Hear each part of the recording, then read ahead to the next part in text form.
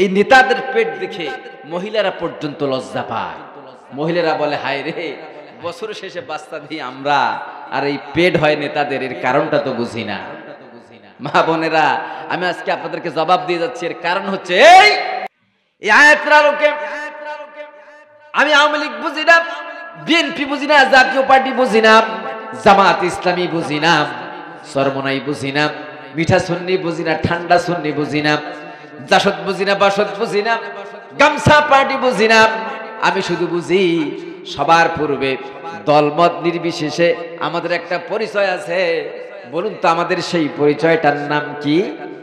সবার পূর্বে আমাদের পরিচয় হলো আমরা মুসলমান। ঠিক কিনা? কে যে বলছে যে আমাদের পরিচয় আমরা নাকি বাঙালি জাতি? চিৎকার মেরে বলুন নাউজুবিল্লাহ।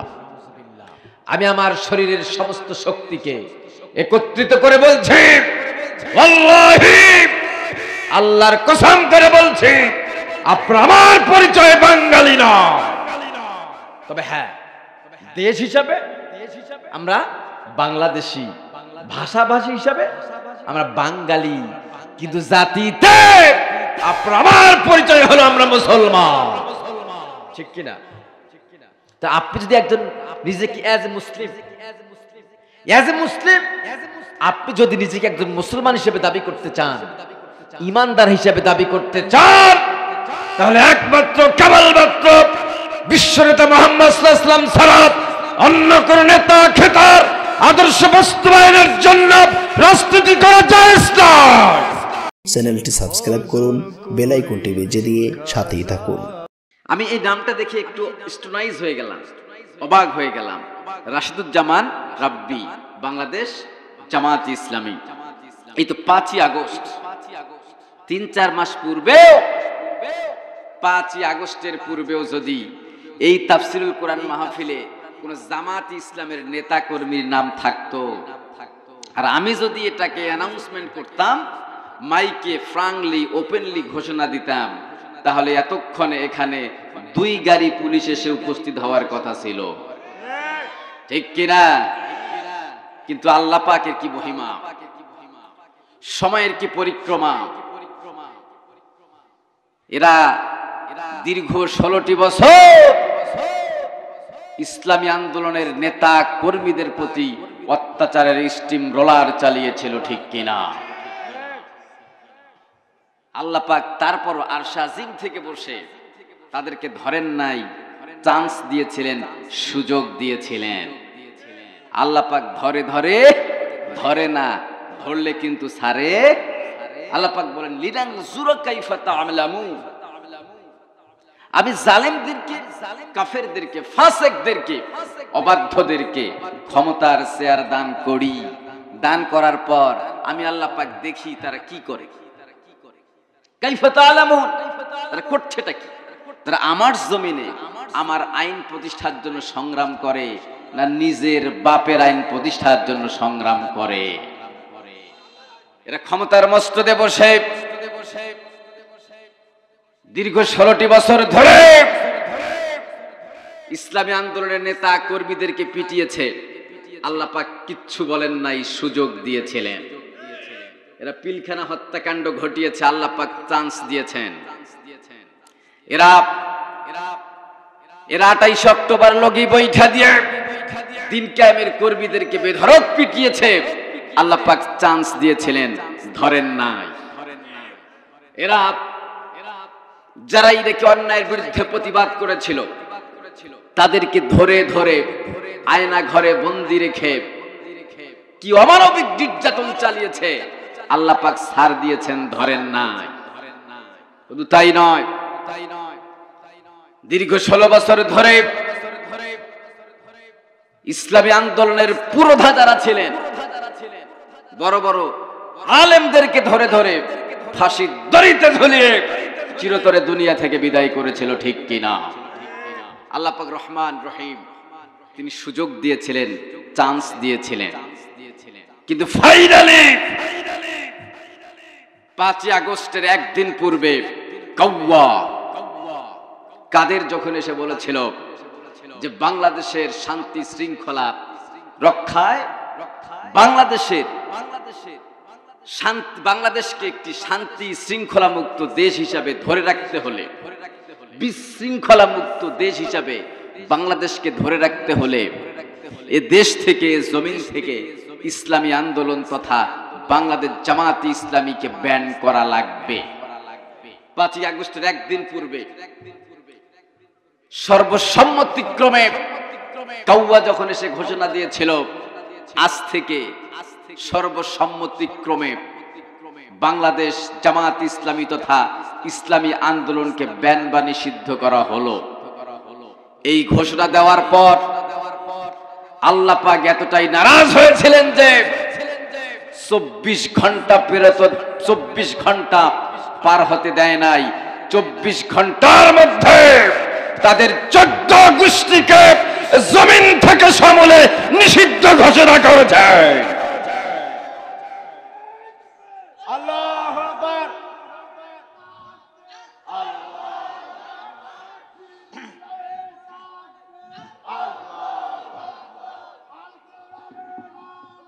সংসদে ডালো, সংসদে ডালো। ভাইরা আমার দিকে তাকান, কষ্ট হয়? আমি আর ভূমিকায় কথা বলবো না। আমি আপনাদের সামনে এমন একখানা আয়াতে কারিমা তেলাওয়াত করেছি, আমি তাফসিরে প্রবেশ করব ইনশাআল্লাহ। এখান থেকে কোরআন হাদিসের আলোকে আজকে আপনাদের মনের খোরাক দিয়েই উঠবো। বলুন ইনশা বিইذনিল্লাহ বিবাশিয়াতিল্লাহ বিফদলিল্লাহ। আমি আর ভূমিকায় 1 সেকেন্ড কথা বলতে চাই না, কেননা রাত গভীর হয়ে যাচ্ছে। আমি আপনাদের সামনে মহাগ্রন্থ আল কোরআন থেকে, আল কোরআনের সূরার সংখ্যা হলো 114টি। কতটি? 114টি সূরার মধ্য থেকে সূরা আলে ইমরানকে আমি বেছে নিয়েছি এবং সূরা আলে ইমরানের মাত্র একখানা আয়াত, 31 নম্বর আয়াতে কারিমা আপনাদের সামনে আমি তেলাওয়াত করেছি। এখান থেকে আল্লাহ পাক যদি আমাকে তৌফিক দান করেন, তাহলে আপনাদের সামনে প্রাণ খুলে তাফসীর উপস্থাপন করব, বয়ান পেশ করব ইনশাআল্লাহ বিইذনিল্লাহ বিমাশিয়াতিল্লাহ বিফদলিল্লাহ। এই সূরার 31 নম্বর আয়াতে আল্লাহ পাক এমন একটি বক্তব্য ইনক্লুড করেছেন, এমন একটি বক্তব্য পেশ করেছেন যে কেউ যদি সূরা আলে ইমরানের 31 নম্বর আয়াতে কারিমা ব্যাখ্যা বিশ্লেষণ সহ তার প্র্যাকটিক্যাল লাইফে, প্র্যাকটিক্যাল জীবনে মেনে নিতে পারে, তাহলে একখানা আয়াত একটা মানুষের জন্য দুনিয়ার হেদায়েত এবং আখিরাতের নাজাতের জন্য যথেষ্ট হয়ে যাবে।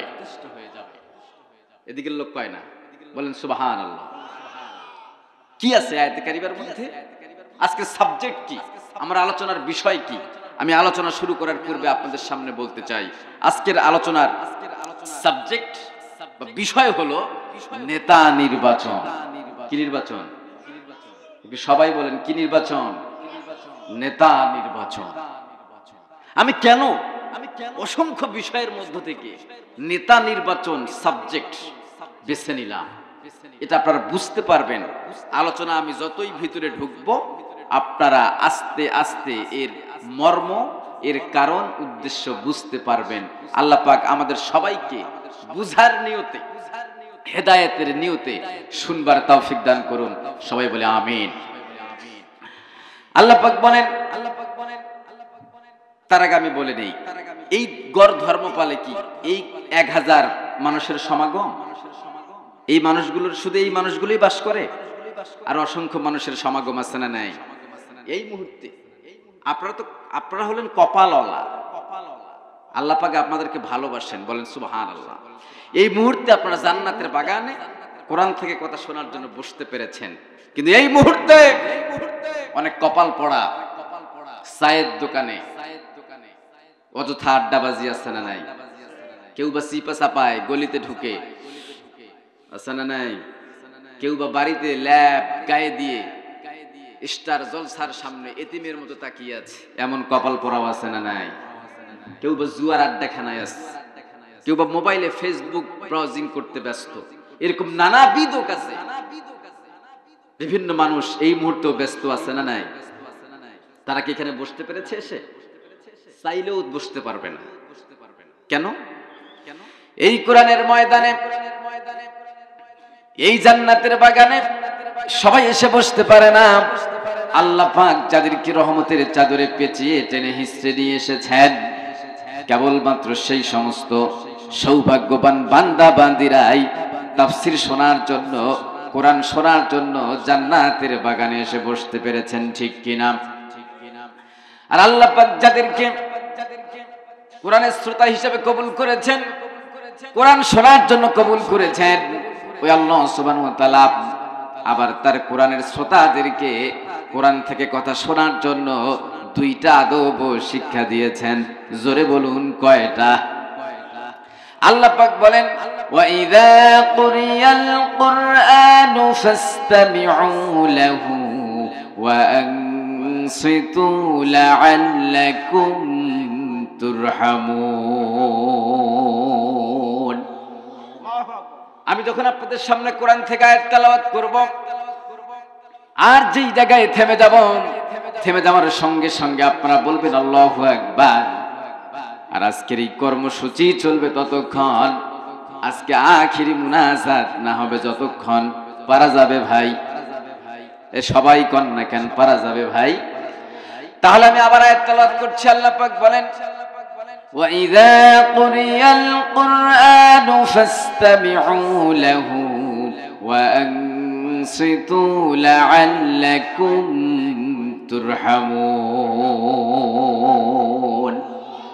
আল্লাহ পাক বলেন, যখন তোমাদের সামনে আমার কোরআন তেলাওয়াত করা হবে, আমার কোরআন থেকে ব্যাখ্যা করা হবে, বিশ্লেষণ করা হবে, তাফসীর করা হবে, ওয়াজ করা হবে, তখন তোমরা দুইটা কোয়ালিটি সহকারে, দুইটা আদব সহকারে আমার কোরআন থেকে কথা শুনবা। কয়টা? নাম্বার 1 কোয়ালিটি হলো ফাসতামিউ। যখন তোমাদের সামনে কোরআন থেকে তাফসীর করা হবে, যখন তোমাদের সামনে কোরআন থেকে ওয়াজ করা হবে, ফাসতামিউ লাহু, তখন তোমরা আমার কোরআনকে মনোযোগ সহকারে শুনবা।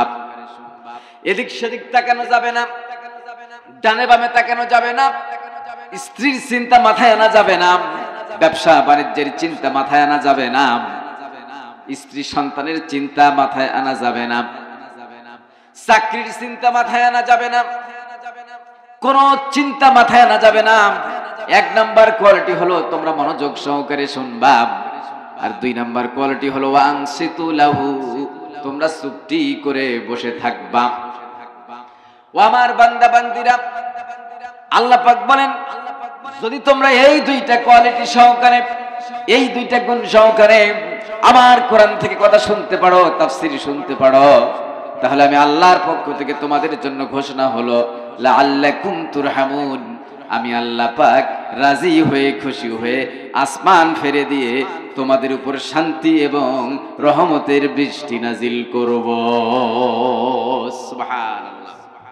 আমরা যদি আল্লাহকে প্রশ্ন করি, আল্লাহ এই 2টা কোয়ালিটি সহকারে আমরা যদি আজকে তোমার কোরআন থেকে কথা শুনতে পারি, তাহলে তুমি আমাদের উপর রহমতের বৃষ্টি নাজিল করবা কতক্ষণ? আল্লাহ পাক জবাব দেন, আমার বান্দা বান্দিরা, তোমরা আমার কোরআন থেকে ওয়াজ শুনবা যতক্ষণ, কোরআন থেকে কথা শুনবা যতক্ষণ, আমি আল্লাহ পাক তোমাদের উপর রহমতের বৃষ্টি নাজিল করব ততক্ষণ। সুবহানাল্লাহ। তাহলে এত সুন্দর একটা পরিবেশে আল্লাহর রহমতের বৃষ্টির নিচে বসে আমরা কোরআন থেকে কথা শুনতে রাজি আছি ভাই? এই সবাই বলেন রাজি আছি ভাই? উঠবেন কারা কারা? হাত তুলেন তো দেখি। দেখছেন? ঠিক আছে, ধন্যবাদ চাচা। মানে চাচা বুঝতে পারে নাই, মুরব্বী বাবাজি আমার বুঝতে পারেনি। আল্লাহ এই যে ভুল করেছে, তাও তুমি একটা সাবধান করে দাও, আমিন। এই উঠার মতো কেউ আছে এখন? আমার দিকে তাকা। তাহলে আমি যে আয়াত তেলাওয়াত করেছি, আল্লাহ পাক বলেন, আজকের আলোচনার বিষয় কি? সবাই কোন আলোচনার বিষয় কি? আল্লাহ পাক বলেন, কুল ইন কুনতুম তুহিব্বুনাল্লাহা ফাত্তাবিউনি ইউহিব্বুকুমুল্লাহু ওয়া ইয়াগফির লাকুম যুনুবাকুম ওয়াল্লাহু গফুরুর রহিম। আল্লাহ পাক বলেন কুল, হে নবী আপনি तमाम পৃথিবীর মানুষদেরকে বলে দেন, ইন কুনতুম তুহিব্বুনাল্লাহ, যদি তোমরা আমি আল্লাহ পাককে ভালোবাসতে চাও তাহলে ফাত্তাবিউনি, ও পৃথিবীর মানুষেরা যদি তোমরা আল্লাহকে ভালোবাসতে চাও, ও নীলফামারীবাসী এখানে যারা আপনারা বসে আছেন আমার দিকে তাকিয়ে আছেন, আমি আপনাদেরকে প্রশ্ন দিলাম, আল্লাহকে ভালোবাসতে চান কারা কারা? হাত তুলে দেখান তারা তারা। আমরা সবাই আল্লাহকে ভালোবাসতে চাই কিনা? হাত নামান। এই কথাই নবীজি আল্লাহ পাক বলছেন, হে নবী কুল, तमाम পৃথিবীর মানুষদেরকে বলে দেন, ইন কুনতুম তুহিব্বুনাল্লাহ, যদি তোমরা আল্লাহ পাককে ভালোবাসতে চাও তাহলে ফাত্তাবিউনি, তোমরা আমি বিশ্বনেতা মুহাম্মদ সাল্লাল্লাহু আলাইহি ওয়াসাল্লামের অনুসারী বা ফলোয়ার হয়ে যাও। ফাত্তাবিউনি, যদি তোমরা আমি বিশ্বনবী মুহাম্মদ সাল্লাল্লাহু আলাইহি ওয়াসাল্লামের ফলোয়ার হয়ে যেতে পারো, আমাকে অনুসরণ শুরু করে দিতে পারো, তাহলে আল্লাহকে তোমাদের নিজে থেকেই বলা লাগবে না আই লাভ আল্লাহ, আল্লাহ আমরা তোমাকে ভালোবাসি। এই কথা তোমাদের মুখ দিয়ে আল্লাহকে বলা লাগবে না, বরং ফাত্তাবিউনি, যেই মুহূর্ত থেকে তোমরা আমি নবীর ফলোয়ার হয়ে যাবা, আমি নবীকে অনুসরণ শুরু করে দিবা, ইউহিব্বুকুমুল্লাহ, ঠিক সেই মুহূর্ত থেকে আল্লাহ পাক তোমাদেরকে ভালোবাসা স্টার্ট করে দেবেন। সুবহানাল্লাহ। কে ভালোবাসা স্টার্ট করবেন? শর্ত কি? ফাত্তাবিউনি, ফলোয়ার বা অনুসারী হয়ে যেতে হবে কার?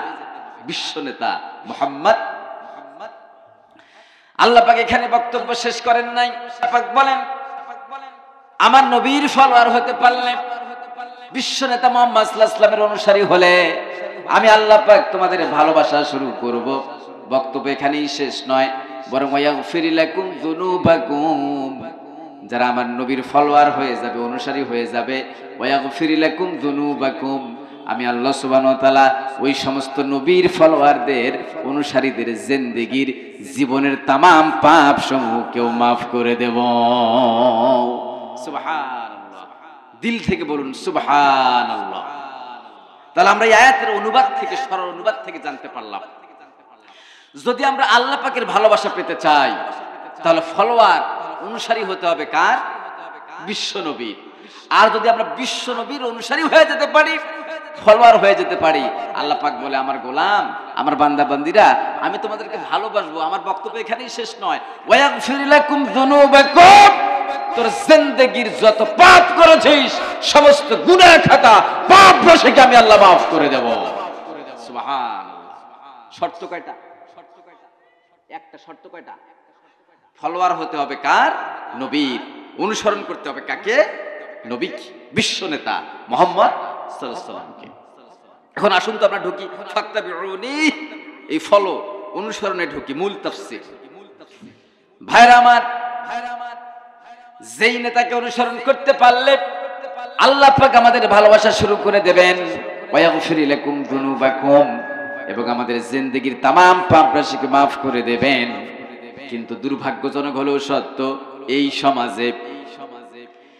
সমাজে গরিব মানুষের কথায় কেউ উদ্বোস করতে চায় না।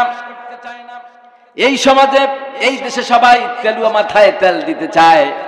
এই সমাজে সবাই বড় লোকের কথায় উদ্বোস করতে চায়, সবাই এমপি কে ফলো করতে চায়, সবাই মন্ত্রীর কথায় উদ্বোস করতে চায়, প্রধানমন্ত্রীর কথায় উদ্বোস করতে চায়, রাষ্ট্রপতির কথায় উদ্বোস করতে চায়, মেম্বারের কথায় উদ্বোস করতে চায়, চেয়ারম্যানের কথায় উদ্বোস করতে চায়, কিন্তু গরিব মানুষের কথায় কেউ উদ্বোস করতে চায় না, ঠিক কিনা? তেলুয়া মাথায় গরিব মানুষের কথা কেউ শোনে, কিন্তু আল্লাহ পাক কোন গরিব মানুষকে অনুসরণ করতে বলেন নাই। আল্লাহ পাক কোন ফকিন্নিকে অনুসরণ করতে বলেন নাই। আল্লাহ পাক কোন নেতৃত্ব শূন্য মানুষকে অনুসরণ করতে বলেন নাই। আমাদের সমাজে ধারণা আছে যে বিশ্ব নেতা মুহাম্মদ সাল্লাল্লাহু আলাইহি ওয়াসাল্লাম অনেক অভাবী ছিলেন, গরিব মানুষ ছিলেন।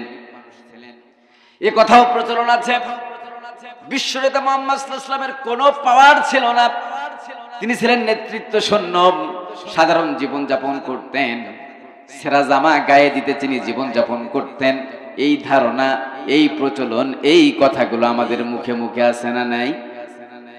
না ভাইরা, আকাশের নিচে জমিনের উপরে যিনি সবচেয়ে টাকাওয়ালা ছিলেন, সবচেয়ে সম্পত্তিওয়ালা ছিলেন, সবচেয়ে ধনী মানুষ ছিলেন, তিনি হলেন আপনার আমার নেতা মুহাম্মদ সাল্লাল্লাহু। আকাশের নিচে জমিনের উপরে আল্লাহর পরে যিনি সবচেয়ে পাওয়ারফুল ছিলেন, যিনি সবচেয়ে বেশি ক্ষমতাশালী ছিলেন, যিনি সবচেয়ে বেশি পাওয়ারফুল লিডার ছিলেন, নেতা ছিলেন, আল্লাহর পরে আকাশের নিচে জমিনের উপরে সবচেয়ে পাওয়ারওয়ালা ক্ষমতাওয়ালা মানুষ ছিলেন বিশ্ব নেতা মুহাম্মদুর রাসূলুল্লাহ সাল্লাল্লাহু। কি পাওয়ার ছিল তার, কি ক্ষমতা! আল্লাহ পাক কোন নেতাকে অনুসরণ করতে বললেন? দেখুন, আপনার আমার নেতা মুহাম্মদ সাল্লাল্লাহু আলাইহি ওয়াসাল্লাম, কত তার পাওয়ার ছিল। বিশ্ব নেতা মুহাম্মদ সাল্লাল্লাহু আলাইহি ওয়াসাল্লাম যখন আকাশের দিকে আঙ্গুল উঁচু করেছেন, কিসের দিকে? আকাশের দিকে আঙ্গুল উঁচু করে ধরেছেন, নবীজির হাতের ইশারায় এভাবে ইশারা দিয়েছেন, আকাশের জলজল করা জ্বলন্ত পূর্ণিমার চাঁদটা নবীজির আঙ্গুলের ইশারায় ফেটে দ্বিখণ্ডিত হয়ে গেছে। ঠিক কি না? সুবহানাল্লাহ পড়েন। কি পাওয়ারফুল নেতা! বিশ্ব নেতা মুহাম্মদ সাল্লাল্লাহু আলাইহি ওয়াসাল্লাম জমিন থেকে পা তুলেছেন। কোত্থেকে? জমিন থেকে পা তুলেছেন। পা তুলতে দেরি হয়েছে, সাদা আসমান ভেদ করে, ধুলুক ভুলুক পাড়ি দিয়ে, চন্দ্র গ্রহ সূর্য নক্ষত্র মিল্কি ওয়ে ছায়াপথ গ্যালাক্সি পাড়ি দিয়ে, সাদা আসমান ভেদ করে আরশ আজিম পর্যন্ত চলে গিয়েছেন। ঠিক কিনা? শুধু কি তাই, তিনি আরশ আজিম থেকে ইচ্ছা পোষণ করেছেন যে আমি পৃথিবীতে আসবো। কোথায়? পৃথিবী নামক ধরায় যাব। তিনি শুধু পা নিচের দিকে করেছেন, সাদা আসমান ভেদ করে চোখের পলকে পৃথিবী নামক ধরায় এসে পৌঁছেছেন। ঠিক কিনা? আপনার আমার নেতা মুহাম্মদ সাল্লাল্লাহু আলাইহি ওয়াসাল্লাম মুখ দিয়ে বলেছেন হা। কি বলেছেন? হা, ইয়েস, ইয়েস। হা কথাটা কিয়ামত পর্যন্ত তামাম পৃথিবীবাসীর জন্য হালালে পরিণত হয়েছেন। ঠিক কিনা? আপনার আমার নেতা মুহাম্মদ সাল্লাল্লাহু আলাইহি ওয়াসাল্লাম মুখ দিয়ে বলেছেন না। কি বলেছেন? No, never. এতটুকু কথা বলেছেন, তার মুখ দিয়ে যেটা না বের হয়েছে, না শব্দটা তামাম পৃথিবীবাসীর জন্য আল্লাহ পাক হারামে পরিণত করে দিয়েছেন। ঠিক কিনা? I can challenge, I can challenge তামাম পৃথিবীতে আপনি আমাকে এমন একজন নেতা দেখান যেই নেতার মুখের কথা তামাম পৃথিবীবাসী তো দূরের কথা, একটা গ্রামবাসীর জন্য হালালে পরিণত হয়, হারামে পরিণত হয়, এমন নেতার জন্ম হয়েছে? এ কথা কোন না কোন জন্ম হয়েছে। কিন্তু আল্লাহ পাক কোন নেতাকে অনুসরণ করতে বললেন? দেখুন, আল্লাহ পাক বলেন মা আতাকুমুর রাসূলু ফাখুযুহু ওয়া মা নাহাকুম আনহু ফান্তাহু। আল্লাহ পাক বলেন, আমার নেতা মুহাম্মদ সাল্লাল্লাহু আলাইহি ওয়াসাল্লাম, ও পৃথিবীর মানুষেরা, আমার নবী তোমাদের সামনে যখন যে জিনিসটা নিয়ে আসবেন তখন তোমরা সেটা গ্রহণ করবা, যেটা করার জন্য আদেশ করবে সেটা তোমরা করবা, আর যা তোমাদেরকে করতে নিষেধ করবেন, যা করার জন্য তোমাদেরকে নিষেধ করবেন তা থেকে তোমরা বিরত থাকবা। সুবহানাল্লাহ। শুধু কি তাই, সংক্ষিপ্ত আকারে আমরা জানতে পারলাম মহানবী সাল্লাল্লাহু আলাইহি ওয়াসাল্লামের পাওয়ার। এবার আসুন তো দেখি তার চরিত্রটা দেখি। আপনার আমার নেতা মুহাম্মদ সাল্লাল্লাহু আলাইহি ওয়াসাল্লামের চরিত্র কি খারাপ ছিল ভাই? খারাপ ছিল? আমাদের সমাজে নেতা আছে না নাই? এই এই ভাই, এই ভাই বসেন, বসেন। কেন পরিবেশ নষ্ট করছেন কেন? একদম এখানে কি আমি জারি গাইতেছি, গীত গাচ্ছি, আলোচনা করছি কোত্থেকে? আপনার আমার নেতা মুহাম্মদ সাল্লাল্লাহু আলাইহি ওয়াসাল্লামের চরিত্র কি খারাপ ছিল ভাই? আমাদের সমাজে নেতা আছে না নাই? নেতা আছে না নাই? বিশ্বাস করুন, আমি মানুষটা ছোট হতে পারি, কিন্তু যখন কোরআন হাতে নিয়ে তাফসীর মাহফিলের চেয়ারে এসে বসি, এই কলিজার মধ্যে একমাত্র আরশ আজিমের মালিক আল্লাহ ছাড়া অন্য কোন নেতা খেতার ভয় আমার কলিজায় কাজ করে না। ভয় করে কার? আল্লাহ। আমাদের সমাজে ৫৬,০০০ বর্গ মাইল, ৯০% মুসলমানের দেশ। এই বাংলাদেশের অধিকাংশ নেতা বেনামাজি, সুদখোর, ঘুষখোর, সিটার, বাটপার, সুদখোর, মদখোর। আছে না নাই? কি পেট! হায়রে তরমুজের সাইজ পেট। জনগণের টাকা নিজের বাপের সম্পত্তি মনে করে খাইতে খাইতে তরমুজের সাইজ পেট বানিয়ে ফেলেছে, ঠিক কিনা? এই নেতাদের পেট দেখে মহিলারা পর্যন্ত লজ্জা পায়। মহিলারা বলে, হায় রে, বছর শেষে বাচ্চা দিই আমরা, আর এই পেট হয় নেতাদের, এর কারণটা তো বুঝি না। মা বোনেরা, আমি আজকে আপনাদেরকে জবাব দিয়ে যাচ্ছি। এর কারণ হচ্ছে এই সমস্ত নেতারা দীর্ঘ সময় ধরে জনগণের সম্পত্তি নিজের বাপের সম্পদ মনে করে খাইতে খাইতে তাদের পেট হাইব্রিড পেট, তরমুজের সাইজ পেট বানিয়েছে, ঠিক কিনা? কি মোষ! হাইরে, দাড়ি তো আল্লাহর হস্তে নাই। মোষ হাইব্রিড মোষ, মোষের মধ্যে শ্যাম্পু করে, এরপর দুই দিক থেকে মোষ পেঁচিয়ে এইভাবে বাকিয়ে রাখে। মোষের মধ্যে সমানে মোষ চুলকায়।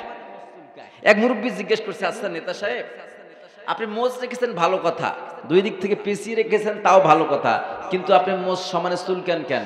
কয়, চাচা আর বলবেন না, মোষ না থাকলে তো নেতা নেতা ভাব হয় না, কিন্তু মোষ রেখে পড়ে গেছে আরেক মুসিবতে। চাচা, মোষ রেখেছি বড়, কিন্তু সমানে উকুন চুলকায়। মোষের মধ্যে উকুন ধরে, শয়তান নিজেও টের পায় না। এমন নেতা আছে না নাই? এরা দিনের বেলা জনসভা বেশ করে। ভাইরা আমার, বোনেরা আমার, এবার আমাকে ভোট দেন, ভোট দিয়ে নির্বাচিত করুন, জয়যুক্ত করুন, সংসদ ভবন পর্যন্ত পাঠান, চেয়ারম্যান বানান, এমপি বানান, মন্ত্রী বানান। এবার আপনাদের উন্নয়নের জন্য কাজ করব। কি উন্নয়ন করবা?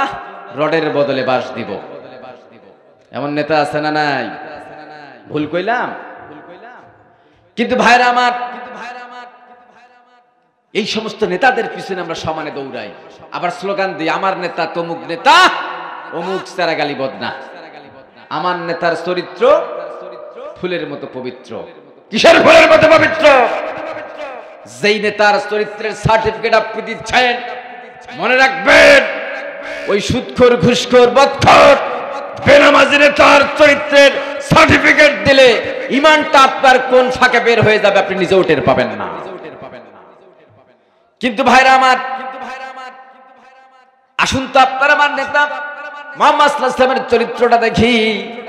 আল্লাহ পাক বলেন, হে নবী, হাজার হাজার বছর পরে লোকেরা যদি আপনার চরিত্র সম্পর্কে জানতে চায়, কিয়ামত পর্যন্ত লোকেরা আপনাকে অনুসরণ করতে গিয়ে, নেতা হিসাবে মানতে গিয়ে যদি আপনার চরিত্র সম্পর্কে জানতে চায়, তাহলে আপনার চরিত্রের সার্টিফিকেট দিলাম এভাবে। আল্লাহ পাক বলেন, ওয়া ইন্নাকা লাআলা খুলুকিন আযীম। আল্লাহ পাক বলেন, হে নবী, হাজার হাজার বছর পরে লোকেরা যদি আপনাকে ফলো করতে গিয়ে, আপনাকে অনুসরণ করতে গিয়ে আপনার চরিত্র সম্পর্কে জানতে চায়, তাহলে আমি আল্লাহ পাক আপনার চরিত্রের সার্টিফিকেট দিলাম এভাবে, ওয়া ইন্নাকা লাআলা খুলুকিন আযীম। হে নবী, আপনি হলেন উন্নত চরিত্রের উপর আধার, আপনি হলেন উন্নত চরিত্রের উপর প্রতিষ্ঠিত, আপনি হলেন শ্রেষ্ঠ চরিত্রের আধার। সুবহান! কি চরিত্রের আধার? শ্রেষ্ঠ চরিত্রের আধার। আযীম শব্দের দিকে লক্ষ্য করেন, আযীম এটি হলো আল্লাহ পাকের একটি সিফতি নাম। কি নাম? গুণবাচক নাম। আল্লাহ পাক তার হাবিবের চরিত্রের সার্টিফিকেট দিতে গিয়ে আযীম নিজের একটি সিফতি নাম, গুণবাচক নাম তার হাবিবের চরিত্রের সার্টিফিকেট দিতে গিয়ে ব্যবহার করেছেন। বলবেন না সুবহানাল্লাহ? আযীম কি? এই একটু মনোযোগ দেন। আরবিতে অনেক গভীরতা। এই ভাই, এই ভাই, এই ভাইয়া,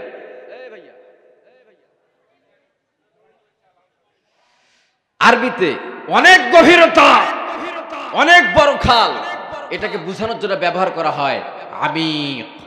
অনেক বড় প্রশস্ত, অনেক বড় চওড়া, বিগ ওয়াইড, এটাকে বোঝানোর জন্য আরবিতে ব্যবহার করা হয় আরিদ। কিন্তু কত গভীরতা? কত প্রশস্ততা, কত বড় খাল, যা মাপার কোনো যন্ত্র নাই, ফিতা নাই। এরকম গভীরতা, চওড়া, প্রশস্ততাকে বোঝানোর জন্য আরবিতে ব্যবহার করা হয় আজিম।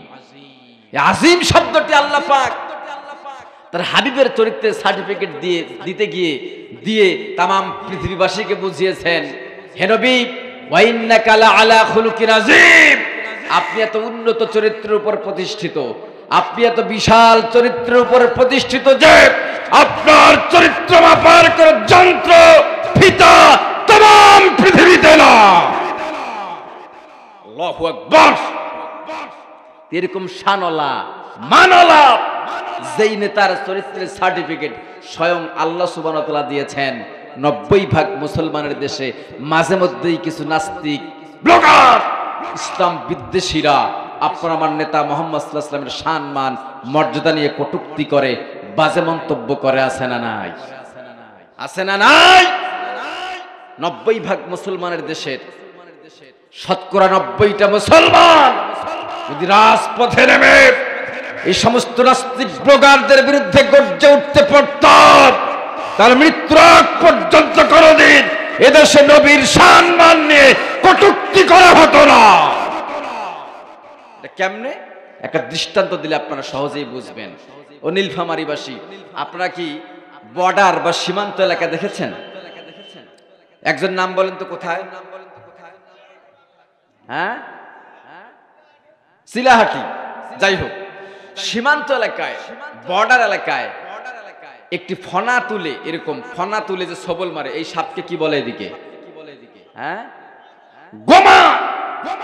গোমা সাপ সীমান্ত এলাকায়, বর্ডার এলাকায়, কোন এক সীমান্ত এলাকায় একটি গোমা সাপ বাস করছে। গোমা সাপ যেই ওই সীমান্তের পাশ দিয়ে হাঁটে, তাকে সমানে সবল দেয়, দংশন করে। এভাবে এভাবে সবল মারতে মারতে অনেক মানুষের প্রাণ নিয়েছে, অনেক মানুষকে মেরে ফেলেছে। সাপ কি সমস্যা দিকে কি আসলে এখানে যদি মমতাজের ড্যান্স হতো, মমতাজের গান হতো, বিশ্বাস করে কোনো ডিস্টার্ব হতো না, আশেপাশে কোনো গ্যাঞ্জাম থাকতো না। একমাত্র পৃথিবীতে একখানা কোরআন, এই কোরআনের নাম কি? আল কোরআন। এই কোরআনের আলোচনা যেখানেই হয়, সেখানে ইবলিস শয়তান রূপধারীরা বিভিন্ন কায়দায় ডিস্টার্ব দেয়, বিভিন্ন কায়দায়। আমি আল্লাহর আমি সবিনয় রিকোয়েস্ট করছি, বাবাজিরা, যাদেরকে তাফসির ভালো লাগছে না, আর কোরআনের তাফসির সবাইকে ভালো না লাগারই কথা, তারা আল্লাহর রাস্তে উঠে যান। পরিবেশকে ডিস্টার্ব করবেন না, বিশৃঙ্খলা করবেন না। আপনাদের কোনো কষ্ট হচ্ছে ভাই? একটু মনোযোগ দেন আমার দিকে। এই কোরআনের মাহফিল, এই কোরআনের শুধু মাহফিলে তাফসিরে যে বাধা হয় তা না, এটা এমন একটি পাওয়ারফুল কিতাব, এর আলোচনা শুনলে বিশেষ করে জালেমেরা, ফাসেকেরা, কাফের মুশরিকেরা সহ্য করতে পারে না, তাদের কলিজা ফেসকার মধ্যে সুয়ের মতো হানা মারে। এজন্য স্বাধীনতার পর থেকে নিয়ে শুরু করে এই পর্যন্ত যারা কোরআনের রাজ কায়েমের জন্য, কোরআনের সমাজ গঠনের জন্য প্রচেষ্টা চালিয়েছে, মানুষরূপী ইবলিসেরা তাদেরকে অত্যাচারের স্টিমরোলার চালিয়েছিল, ঠিক কিনা? বাবার আইন প্রতিষ্ঠার জন্য কাজ করেন, লালন গীতি প্রতিষ্ঠার জন্য কাজ করেন, অমুক নেতা তমুক নেতার আদর্শ বাস্তবায়নের জন্য কাজ করুন, আপনাকে কেউ ডিস্টার্ব দেবে না। কিন্তু যেখানেই কোরআনের কথা, সেখানেই ডিস্টার্ব আছে না নাই? আমার দিকে তাকান। কোন এক সীমান্ত এলাকায় কি বাস করত? একটি গোমা সাপ, বিষাক্ত সাপ। ওই সাপ আশেপাশে যতগুলো গ্রাম আছে, মানুষজন কাজে প্রয়োজনে ওই সীমান্তের পাশ দিয়ে হেঁটে গেলেই সবল মারত। সাপের জ্বালায় অতিষ্ঠ হয়ে গ্রামবাসী ঘর বাড়ি ভেঙে ওখান থেকে চলে গিয়ে আরেক জায়গায় বসবাস শুরু করে দিয়েছে। এই পরিস্থিতি, এই দৃশ্য সাপের চোখে ধরা পড়েছে। সাপ একদিন আইলের মাথায় বসে চিন্তা করছে, হারে আস্তাগফিরুল্লাহ, আল্লাহ আমি জীবনে এত বেশি পাপ করেছি, আমি এত পাপী, এত মানুষকে মেরেছি আল্লাহ, সবাই আমার কারণে অতিষ্ঠ হয়ে আমার উপর বিরক্ত হয়ে গ্রাম ছেড়ে চলে যাচ্ছে। আল্লাহ আস্তাগফিরুল্লাহ, আল্লাহ তুমি আমাকে মাফ করে দাও। আর আল্লাহ, আমার পাশের গ্রামে এক মুরিদ সাহেব, পীর সাহেব আছেন, আমি আজকেই গিয়ে হুজুরের কাছে মুরিদ হয়ে আসবো, আল্লাহ তুমি আমাকে মাফ করে দাও। এই মুনাজাত কার? সাপের সাপ। এখন পীর সাহেবের বাড়িতে গেছেন, গিয়ে পীর সাহেবের দরজার ফুটো দিয়ে ঢুকে পড়েছে। যেই সাপকে দেখেছে, পীর সাহেব আর তার গদিতে চেয়ারে নাই, ওরে সাপ রে সাপ, ধরো ধরো ধরো। পীর সাহেব পর্যন্ত ভয়ে দাঁড়িয়ে পড়েছে। আচ্ছা, সাপ দেখলে ভয় পায় না এমন কোন প্রাণী, এমন কোন মানুষ কি পৃথিবীতে আছে ভাই? কি হুজুর, কি খেজুর, কি পীর, কি ক্ষীর, কি নবী, কি রাসূল, কি আলেম, কি জালেম, কি ফেরাউন, যুগে যুগে সবাই সাপ দেখলে ভয় পেয়েছে, ঠিক কিনা? পীর সাহেবও দাঁড়িয়ে গেছে। সাপ বলছে, হুজুর ভয় পাবেন না, আমি আপনাকে দংশন মারতে আসিনি, সবল মারতে আসিনি হুজুর, আমার জীবনের ভুলের অসারতা ধরা পড়েছে হুজুর, আমি আপনার কাছে মুরিদ হতে এসেছি হুজুর, আমাকে তাওবা তাহের পরিয়ে দিন এবং আপনার মুরিদ হিসাবে কবুল করুন। সাপের নিয়ত ভালো না খারাপ? পীর সাহেব বলছে, সাপ দেখো, আমি মানুষকে মুরিদ বানাই, কিন্তু সাপরে তো আমি মুরিদ বানাই না। সাপ বলছে, হুজুর I humble request to you, আমি আপনাকে জোরালো আবেদন করছি হুজুর, আপনি যদি আমাকে মুরিদ হিসেবে কবুল না করেন, তাহলে আমার হয়তোবা আল্লাহ সুবহানাহু ওয়া তাআলা আমার গুনাহ খাতা পাপ রাশি মাফ করবেন না। হুজুর দয়া করে আপনি আমাকে আপনার মুরিদ হিসেবে কবুল করুন। হুজুর মানুষ, মন নরম তো, শেষমেশ বলছে, ঠিক আছে, তোমাকে আমি মুরিদ হিসেবে গ্রহণ করতে পারি, আমার মুরিদ বানাতে পারি, কিন্তু শর্ত হলো একটা। কয়টা? শর্ত হলো একটা, যে ভবিষ্যতে ইন ফিউচার কোনোদিন তুমি কাউকে দংশন বা সবল মারতে পারবা না। সাপ বলছে, হুজুর আমি তো এটাই চাই, আমি তো কাউকে দংশন করবো না বলেই তো আপনার কাছে মুরিদ হতে এসেছি। তো ঠিক আছে, পীর সাহেব বলছে, ঠিক আছে, তোমাকে আমার মুরিদ হিসেবে কবুল করা হলো, এখন তুমি যেতে পারো। বি কেয়ারফুল, সাবধান, কাউকে কোনোদিন সবল মারতে পারবা না। সাপ মনের খুশিতে সীমান্ত এলাকায় গিয়ে এই সন্ধ্যার সময় মাগরিবের আজান হয়েছে, এমন অবস্থায় লম্বায় মোটা আইলের মধ্যে এভাবে শুয়ে আছে। এখন সারাদিন পাশের জমিতে এক কৃষক সারাদিন ব্যাপী ধান কেটেছে, এই ঠান্ডার সময় ধান কাটার সিজনে মাগরিবের আজান হয়ে গেছে। এখন ওই কৃষক চিন্তা করছে যে আরে মাগরিবের আজান হয়ে গেল, আর তো ধান কাটা যায় না, সন্ধ্যা ঘনিয়ে আসছে, নামাজও পড়তে হবে, আমি বাড়িতে চলে যাব। তো যাওয়ার পূর্বে যখন আমি বাড়িতে যাবই, কমপক্ষে খালি হাতে যাওয়ার চেয়ে এক বোঝা ধান নিয়ে যাওয়াই তো ভালো। তো কৃষক চিন্তা করছে যে ধান তো নিয়ে যাব, কিন্তু এদিক সেদিক তাকিয়ে দেখে রশি নাই, রশি আনতে ভুলে গেছে। আরেকটু ঘাড় বাঁকা করে দেখে যে লম্বায় কালো কালো একটা রশির মতো মোটা আইলের মধ্যে শুয়ে আছে। ওই কৃষক ব্যস্ততার ঘোরে, ভালোভাবে দেখাও যাচ্ছে না, সন্ধ্যা ভাব হয়ে আসছে, ওই কৃষক রশি মনে করে সাপকে ধরে ধানের বোঝা এভাবে বাঁধা শুরু করেছে। আচ্ছা আমাকে জবাব দেন, কেউ যখন রশি দিয়ে কোনো কিছু বাঁধে তখন কি দেয়? মোচড় দেয়। এই মোচড় খাওয়ার পরে সাপ বলে, ওরে বাবা, ওরে মা, ও মা গো, গেলাম, ঘাড় ঘুর সব ভেঙে গেল, কিন্তু সবল মারতে পারে না। নিষেধ আছে কার? পীর সাহেবের। কোন মতো কৃষক ধানের বোঝা বাড়িতে নিয়ে গিয়ে ফেলে দিয়েছে, বাঁধন খুলে দিয়েছে। সাপ হেসরাতে হেসরাতে পীর সাহেবের বাড়িতে গিয়ে বলছে, হুজুর। পীর সাহেব বলে, কি খবর? যে হুজুর কি মুরিদ বানাইলেন, আগেই তো ভালো ছিলাম, আপনার কাছে মুরিদ হওয়ার পর মানুষ আমাকে রশি মনে করে ধান বাঁধে। পীর সাহেব বলছে, কি মানে ঘটনা কি? সাপ বলছে, হুজুর এই অবস্থায়, এই ব্যাপার বৃত্তান্ত। তো পীর সাহেব বলছে, আরে বেটা, তো তোমাকে তখন রশি মনে করে ধান বাঁধা শুরু করেছে, তখন তুমি সবল দিলে না কেন? সাপ বলছে, হুজুর আপনি ভুলে গেছেন, আপনি তো আমাকে সবল মারতে নিষেধ করেছেন। তো পীর সাহেব বলছে, ওরে বেকুব, তোকে আমি সবল বা দংশন মারতে নিষেধ করেছি, কিন্তু তোকে আমি তো ফস করতে নিষেধ করি না। তোকে যখন রশি মনে করে ওই কৃষক ধান বাঁধা শুরু করে দিয়েছে, তুই তখন যদি ফনাটা তুলে সবল মারা লাগতো না, কিন্তু ফস করে উঠতিস, তোর ফসফসানির শব্দ শুনে ওই কৃষক তিল্লাপ দিয়ে বর্ডার ক্রস করে মামুবাড়ি দিল্লিতে গিয়ে পড়তো, মৃত্যুর আগ পর্যন্ত বাংলার জমিনে পা রাখতে পারতো না। অনুরূপ ভাবে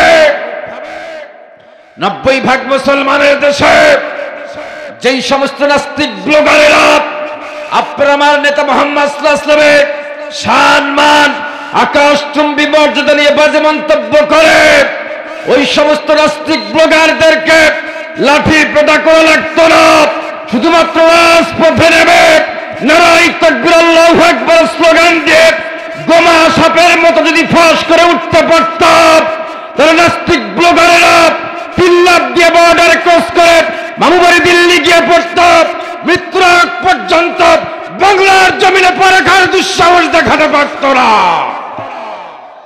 উপস্থিত জনতা, ইন ফিউচার ভবিষ্যতে কোন নাস্তিক ব্লগার যদি আপনার আমার নেতা মুহাম্মদ সাল্লাল্লাহু আলাইহি ওয়াসাল্লামের সম্মান মর্যাদা নিয়ে কটূক্তি করে বাজে মন্তব্য করে, তাহলে গোমা সাপের মতো মাথায় কাফনের কাপড় বেঁধে রাজপথে নেমে নারায়ে তাকবীর আল্লাহু আকবার স্লোগান দিয়ে ফাঁস করে উঠতে রাজি আছেন যারা যারা, দুই হাত টান টান করে আল্লাহকে দেখিয়ে দেন তারা তারা।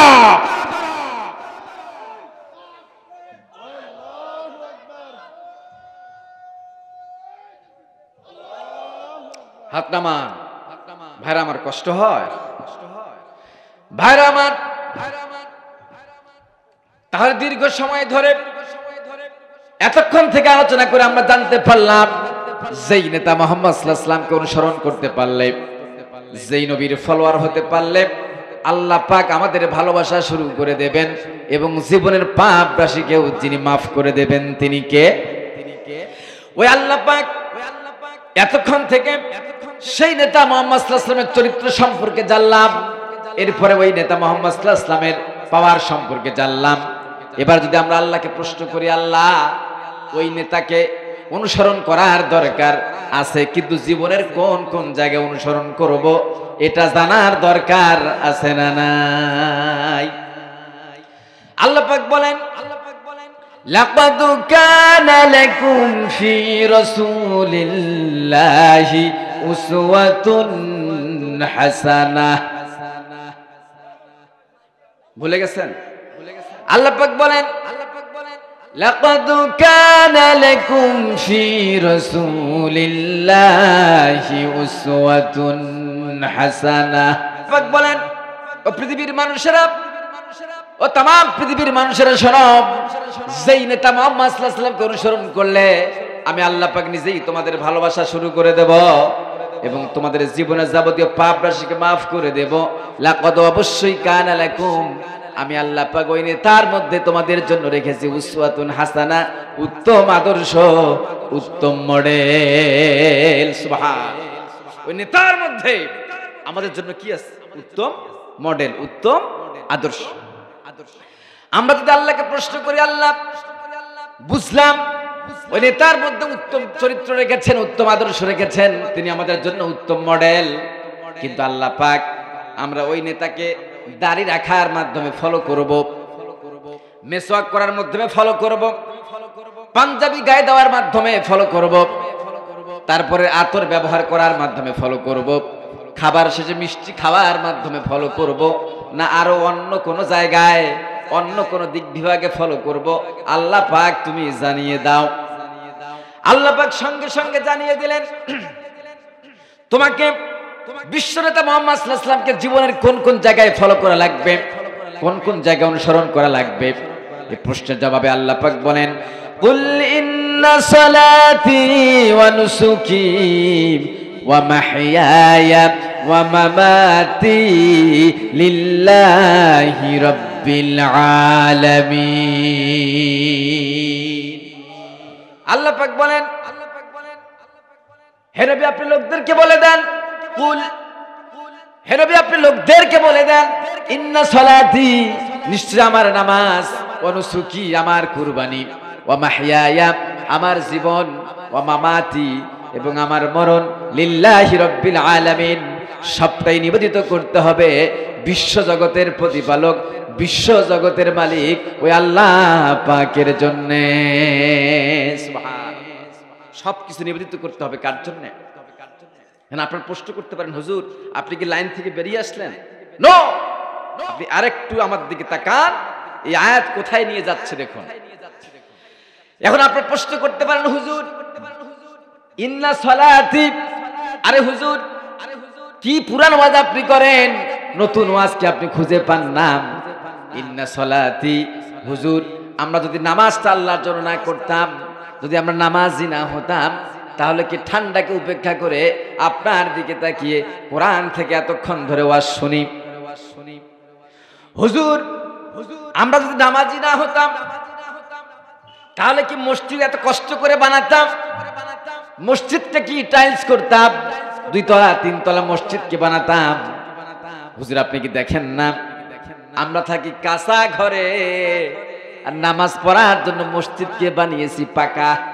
তাহলে আমরা কত বড় নামাজি চিন্তা করেন ভাইরা আমার। হ্যাঁ, আমি আপনাদের সাথে একমত। এখানে আপনারা যারা উপস্থিত আছেন, আমার স্টেজের পিছনে ডানে বামে এবং আমার সামনে পর্দার অন্তরালে অবস্থানরত মা বোনেরা, আপনারা সবাই যারা উপস্থিত আছেন, হ্যাঁ আপনারা নামাজি। কিন্তু এই কথা আমি দায়িত্ব নিয়ে বলতে পারি, এই কথা গ্যারান্টি সহকারে বলতে পারি, আমরা নামাজি। কিন্তু এখানে যারা বসে আছি শতকরা 5-6 জন মানুষ 5 ওয়াক্ত নামাজি, আর বাকি যারা আছি তারা হলাম 2 দালি, সবে বরাত আলী, সবে কদর আলী, শুকুর আলী এবং রমজান আলী। আরো আসতে বলেন ঠিক। কমন পরে আপনাদের বিরুদ্ধে ওয়াজ যায় ভাইরা আমার। এরপর আপনারা বলতে পারেন, হুজুর ওয়ানুসুকি, কুরবানিটাও করতে হবে আল্লাহ পাকের জন্য। হুজুর আপনি আবারও পুরানো ওয়াজ করলেন। ওয়ানুসুকি কুরবানি, প্রতি বছর রমজানের ঈদের পরে কুরবানির ঈদ যখন আসে হুজুর, তখন আমরা বাজারে গিয়ে লক্ষ লক্ষ টাকা দিয়ে মোটা তাজা গরু কিনে এনে ঈদের নামাজ পড়ার পর জনমের কুরবানি দেই। বিসমিল্লাহি বিসমিল্লাহ বলে, বিসমিল্লাহি আল্লাহু আকবার বলে আল্লাহর নামে গরুর গলায় ছুরিটা চালাই, আছে না নাই? যদিও নুসুকি শব্দের অর্থ ব্যাপক, আমি সেদিকে গেলাম না। উপস্থিত তর্কের ক্ষেত্রে মেনে নিলাম নামাজ এবং কুরবানি এই 2টা পরীক্ষায়, এই 2টা আমলে আপনারা এখানে যারা বসে আছেন, আপনারা সবাই গোল্ডেন A+ নিয়ে পাস। কি প্লাস? মিষ্টি আনেন খাই। কি প্লাস? Golden A+। একটা মজা করলাম, তাই বলে কি মিষ্টি খাবো আপনার কাছে? কষ্ট পাচ্ছেন ভাই? ধরলাম নামাজ এবং কুরবানি, এই 2টা ইবাদতে আপনারা সবাই গোল্ডেন A+ নিয়ে পাস। এরপরে দেখুন আমার ভাইয়ের আমার দিকে একটু চাতক পাখির মতো তাকান। এরপরে আল্লাহ পাক কি কঠিন শব্দ ব্যবহার করেছেন ভাইরা আমার, আমার দিকে তাকান। গোটা কোরআন কারীম মানুষের হেদায়েতের জন্য প্রয়োজন হয় না। আমি যে আজকে আয়াত বেছে নিয়েছি, শব্দের তাফসীর করতে যাচ্ছি, হতে পারে একটা শব্দ, একটা হরফ কারো মাথার মধ্যে যদি হিট হয়ে যায়, আর আল্লাহ যদি তার ভালো চান, একটা শব্দের ব্যাখ্যা যদি কারো মাথার মধ্যে বসে যায়, হতে পারে আজকের তাফসীর মাহফিল থেকে একটা শব্দ ওই একটা মানুষের জন্য হেদায়েতের যথেষ্ট হয়ে যেতে পারে। পারে না? হেদায়েতের মন নিয়ে তাকান। আল্লাহ পাকের পরে ব্যবহার করেছেন কি কঠিন শব্দ দেখুন। আল্লাহ পাক বলেন ওয়ানুসুকি ওয়া মাহইয়ায়া ওয়া মামাতি, গোলাম নামাজটা এবং কুরবানিটা আমার জন্য নিবেদিত করার পরই ওয়া মাহইয়া ওয়া মামাতি, তোর জীবন এবং তোর মরণটাও নিবেদিত করা লাগবে কার জন্যে? এ সবাই কোন কার জন্যে? আরো জোরে আল্লাহ পাক বলেন ওয়া মাহইয়া, বান্দা তোর জীবন, ওয়া মামাতি এবং তোর মরণ, জন্ম মৃত্যুটা আমার জন্য নিবেদিত করা লাগবে। এখন আপনারা বলতে পারেন, হুজুর আপনি কেন যেন নতুন ওয়াজি খুঁজে পাচ্ছেন না? হুজুর আমরা তো যেদিন মায়ের পেট থেকে পৃথিবীতে এসেছি, সর্বপ্রথম মায়ের পেট থেকে যখন পৃথিবী নামক জমিনে পড়েছি, আমার বাবা মসজিদের ইমাম সাহেব মসজিদ সাহেবকে ডেকে এনেছেন। ইমাম বা মসজিদ সাহেব আমাকে কোলে নিয়ে মুখের কাছে কানটা লাগিয়ে দিয়ে আমার কান হুজুরের মুখের কাছে নিয়ে ডানে বামে আজান দিয়েছে। এমন আছে না নাই? আজান ছাড়া কেউ আছে? তাহলে হুজুর যুক্তি দিতে পারেন, হুজুর এই জন্মটা জীবনটা কার জন্য হলো? এরপরে হুজুর মামাতি, আপনি মরণের কথা বলেন। হুজুর জীবনে এক ওয়াক্ত নামাজ পড়তাম না, কিন্তু সুদ খাইতাম 5 ওয়াক্ত। হুজুর জীবনে সুদ খেতাম, ঘুষ খেতাম, জেনা করেছি, বেবিচারি করেছি, এমন কি স্ত্রীকে ধরে পিটিয়েছি, এমন কি হুজুর আল্লাহর জমিনে আল্লাহর আইনের পরিবর্তে মানুষের তৈরি কোরআন কানুন প্রতিষ্ঠার জন্য রাজনীতি করেছি। হুজুর এত সব অপরাধগুলো করলে হবে কি? আমি যখন মারা গেলাম, আমাদের মসজিদের 2500 টাকা দামের অবহেলিত ইমাম সাহেব আমার লাশটা তার সিনা বরাবর রেখে হাজার হাজার মানুষকে সাথে নিয়ে আল্লাহু আকবার স্লোগান দিয়ে সূরা ফাতিহা, দরুদ শরীফ, আস্তাগফিরুল্লাহ, দোয়া মাসুরা এবং জানাজার দোয়া পরে হুজুর আমাকে হুজুর নিজ হাতে কবরস্থ করেছেন। ইমাম সাহেব নিজেই আমাকে কবরে শুইয়ে দিয়েছেন। হুজুর শুধু তাই নয়, এবং কি আমাকে কবরে শোয়ানোর পর ইমাম সাহেব হাজার হাজার মানুষকে নিয়ে লম্বা দোয়া ধরেছেন, এমন চোখের পানি ছেড়ে দিয়ে দোয়া করেছেন। দোয়া করতে করতে হুজুর একেবারে আমাকে জান্নাতুল ফেরদাউসে ঢুকিয়ে দিয়ে সিট বুকিং করে দিয়ে তারপর বাড়িতে গিয়েছেন। এমন দোয়া আছে না নাই? তাহলে হুজুর এই জীবনটা মরণটা কার জন্য নিবেদিত হলো? কার জন্য? এটাই বুঝলেন ভাইরা আমার? শব্দের দিকে লক্ষ্য দেন। ওয়া মাহিয়া মামাতি, আল্লাহ পাক জন্মটা, মৃত্যুটা, জীবনটা, মরণটা তার জন্য নিবেদিত করতে বলেছেন। মানে এর ব্যাখ্যা হলো, গোলাম জন্ম থেকে মৃত্যু পর্যন্ত আমি তোকে 50 বছর হায়াত দিয়েছি, 100 বছর হায়াত দিয়েছি, 70 বছর হায়াত দিয়েছি। এই লম্বা জীবনে গোলাম তোর একেবারে জন্ম থেকে শুরু করে মৃত্যু পর্যন্ত 50, 60, 70 বছরের জিন্দেগিতে জীবনের প্রত্যেকটি সেক্টরে বাঁকে বাঁকে মরে মরে আমি আল্লাহ পাকের হুকুমের সামনে মাথা নত করে, আমার রাসূলকে মডেল মনে করে, রাসূলের আদর্শ গ্রহণ করে আমি আল্লাহর পাকের আইনের সামনে মাথা নত করে দেওয়ার নামটাই হলো মাহিয়া মামাতি। তোর জীবন মরণ আমি আল্লাহর জন্য নিবেদিত করা, ঠিক কিনা? তাহলে দেখুন, জন্ম থেকে মৃত্যু পর্যন্ত ধরুন আপনি 50 বছর হায়াত পেয়েছেন, জিন্দেগি পেয়েছেন। যারা শিক্ষিত মানুষ আছেন আমার দিকে তাকান। ধরুন আপনি 50 বছর এই দুনিয়ায় বেঁচে আছেন। এই 50 বছর লম্বা সময় ধরে মানুষের জীবনের বিভিন্ন মোড় আসে, বিভিন্ন দিক বিভাগ আসে। তার মধ্যে একটা মানুষের সবার প্রথমে সবচেয়ে প্রথম স্টেপ, এট ফার্স্ট দিক বিভাগ হলো সবার পূর্বে থাকে একটা মানুষের একটা ব্যক্তিগত জীবন। ঠিক তো? আমরা কথায় কথা বলি না, দোস এই বেটা তুই আমার সাথে আর যাই করিস, তুই আমার বন্ধু মানুষ, আমার সাথে আর যাই করিস না কেন, কিন্তু আমার ব্যক্তিগত পার্সোনাল বিষয় নিয়ে ইন্টারফেয়ার করবি না, নাক গলাবি না, ঠিক কিনা? সবার পূর্বে একটা ব্যক্তি সত্তা, একটা পার্সোনালিটি মানুষের আছে না নাই? এই যুবক ভাইরা কথা বলো, আছে না নাই? পার্সোনালিটি আছে। তাহলে একটা মানুষের সবার পূর্বে যে স্টেপ আসে, যে মোড় আসে, সেই স্টেপ, সেই ডিপার্টমেন্টের নাম হলো ব্যক্তিগত জীবন। ব্যক্তিগত জীবন থেকে আর এক পা সামনে যদি আপনি দেন, কয় পা? এক পা, আপনার সামনে আসবে পারিবারিক জীবন। কি জীবন? পারিবারিক জীবন। পরিবার গঠন হয় কাদেরকে নিয়ে? মা বাবা, স্ত্রী, সন্তান, এই সবাইকে নিয়ে একটা পারিবারিক জীবন গঠন হয়, ঠিক কিনা?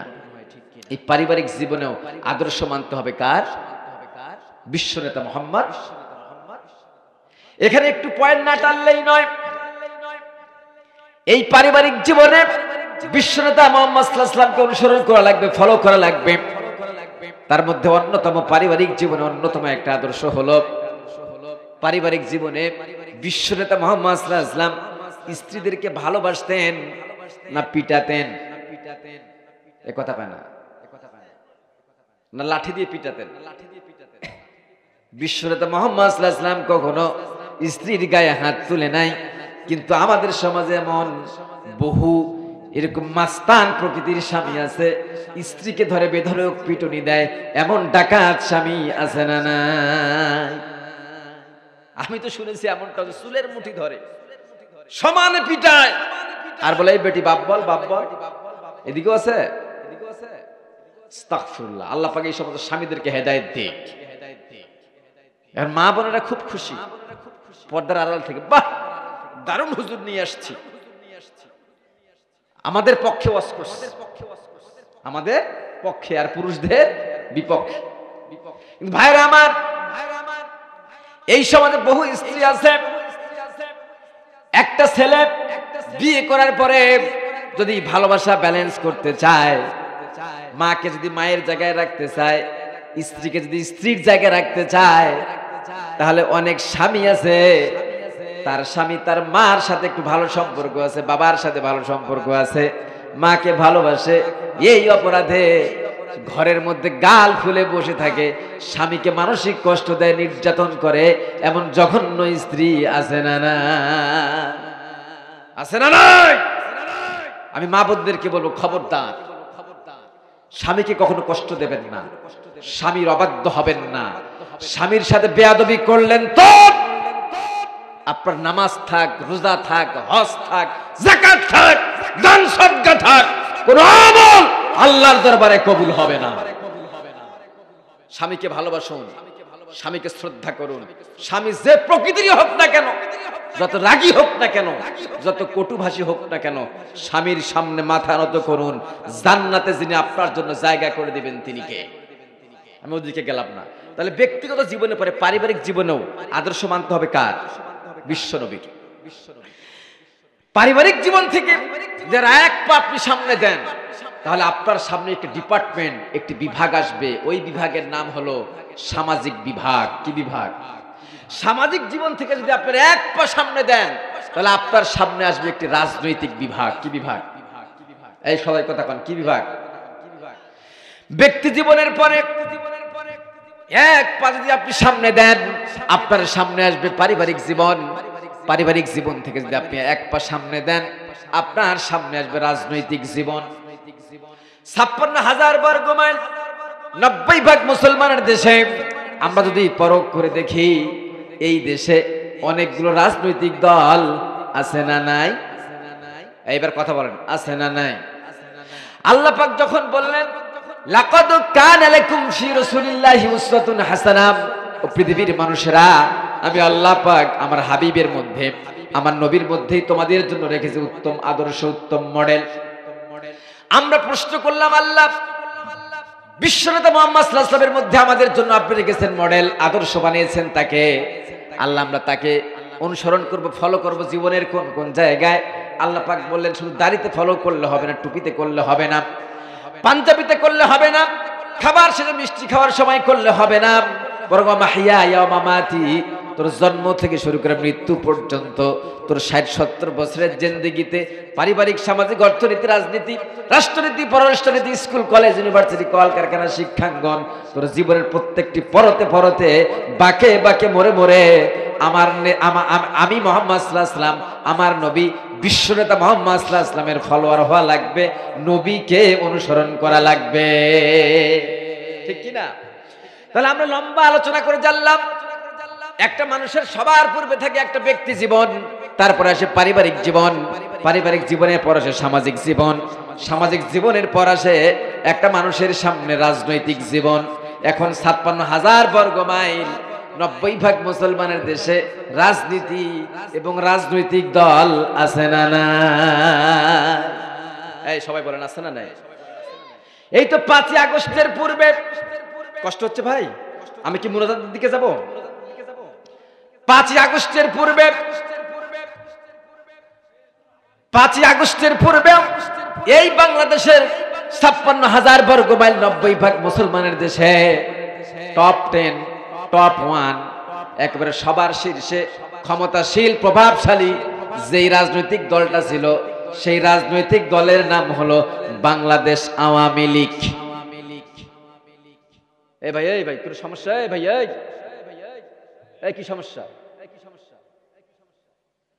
একটা তাকবীর দেন, লিল্লাহে তাকবীর, লিল্লাহে তাকবীর।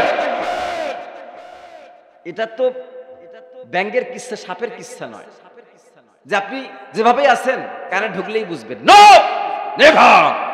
এগুলো কোরআনের তাফসীর, প্রত্যেকটি শব্দে শব্দে আল্লাহ পাক রেখেছেন শিক্ষা।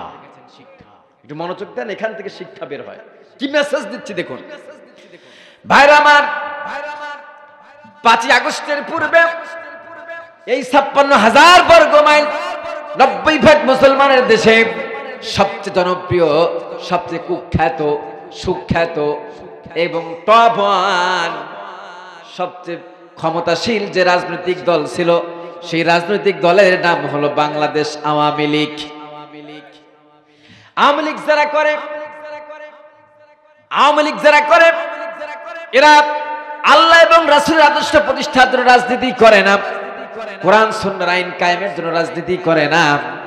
আওয়ামী লীগ যারা করে, এরা নিজের বাপ বঙ্গবন্ধু শেখ মুজিবুর রহমানের আদর্শ বাস্তবায়নের জন্য রাজনীতি করে। বঙ্গবন্ধুর মতো বক্তব্য দেয়, বঙ্গবন্ধুর মতো করে কোট পরে, দাড়িকে বাদ দিয়ে বঙ্গবন্ধুর মতো করে মোজ রাখে। এরকম কপাল পরা নেতার সংখ্যা এদেশে কম না বেশি? 2 নম্বরে টপ 2তে এই 56,000 বর্গ মাইল 90% মুসলমানের দেশে যে রাজনৈতিক দলটা আছে, সেই রাজনৈতিক দলের নাম হলো বিএনপি, বাংলাদেশ ন্যাশনাল পার্টি, জাতীয়তাবাদী দল। বিএনপি আছে না নাই? বিএনপি যারা করে, ধানের শীষের পার্টি যারা করে, বিএনপির রাজনীতি যারা করে, এরাও কোরআনের আইন প্রতিষ্ঠার জন্য রাজনীতি করে না, নবীর আদর্শ বাস্তবায়নের জন্য রাজনীতি করে না। এরা রাজনীতি করে বেগম খালেদা জিয়া, শহীদ প্রেসিডেন্ট জিয়াউর রহমান এবং তারেক রহমানের আদর্শ বাস্তবায়নের জন্য। কি ভুল বললাম? এই বাংলাদেশে আরেকটা রাজনৈতিক দল আছে, সেই রাজনৈতিক দলের নাম হলো টপ 3তে যার জায়গা আমি দিয়েছি, সেই রাজনৈতিক দলের নাম হলো জাপা, জাতীয় পার্টি। মামু, এই মামু মার্কা রাজনীতি আছে না নাই? যারা জাতীয় পার্টি করে, এরা রাজপথে নেমে যে স্লোগান দেয়, মামুর আদর্শ বাস্তবায়নের জন্য তারা স্লোগান দেয়। মামুর আদর্শকে এই জমিনে বাস্তবায়নের জন্য তাদের দলীয় কার্যকলাপ, দলীয় এজেন্ডা বাস্তবায়নের জন্য রাজপথে নেমে মাথা ফাটাফাটি করে, মিছিল দেয়, স্লোগান দেয়, শরীর থেকে রক্ত ঝরায়।